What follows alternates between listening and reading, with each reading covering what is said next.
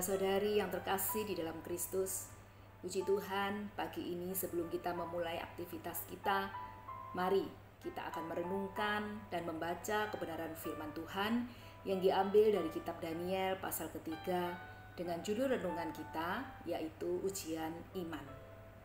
Pagi ini kita diingatkan kembali akan kisah keteguhan hati dari Sadrak, Mesak, dan Abednego yang harus dihadapkan pada hukuman yang dipenuhi oleh kemarahan dari Raja Nebukadnezar yang mewajibkan mereka harus menyembah kepada patung. Di saat mereka menolak titah raja, maka ancaman dapur perapian sudah menanti mereka, seperti yang tertulis di dalam ayat ke-14 dan 15. Di sini iman dan kesetiaan mereka kepada Allah dipertaruhkan di saat mereka menolak untuk menyangkal iman mereka terhadap Allah yang benar.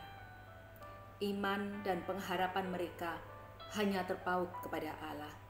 Mereka menjadikan Allah satu-satunya tempat perlindungan dan kekuatan yang tidak tergantikan. Hingga akhirnya Sadrak, Mesak, dan Abednego mampu bertahan dan melewati ujian iman, seperti yang tertulis di ayat 17 sampai dengan 26. Saat ini kita mungkin tidak diuji seperti ujian iman yang dialami oleh Sadrak, Mesak, dan Abednego.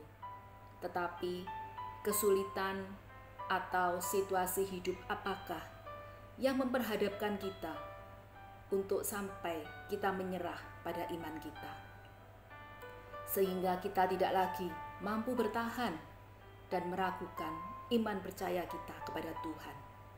Apakah itu masalah sakit penyakit, masalah ekonomi, pekerjaan, atau masalah keluarga yang menghalangi iman dan kesetiaan kita kepada Allah?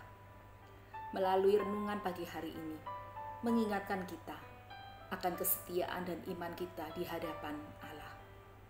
Ujian iman itu bisa datang setiap saat tanpa kita ketahui. Oleh karena itu, sudahkah kita mempersiapkannya?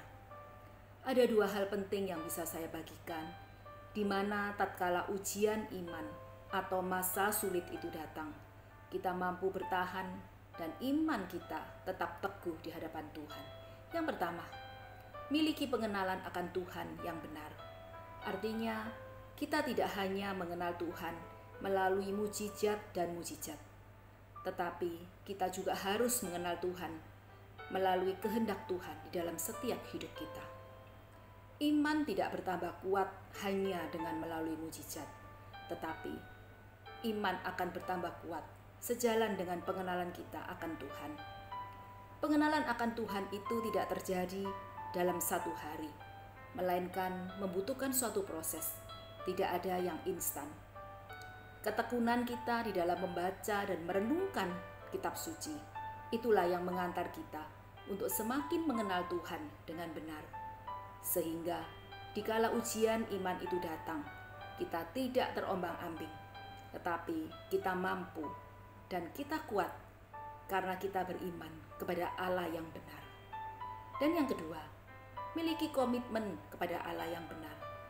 Komitmen itu sangat penting, di mana saat ini dunia banyak sekali menawarkan solusi-solusi alternatif.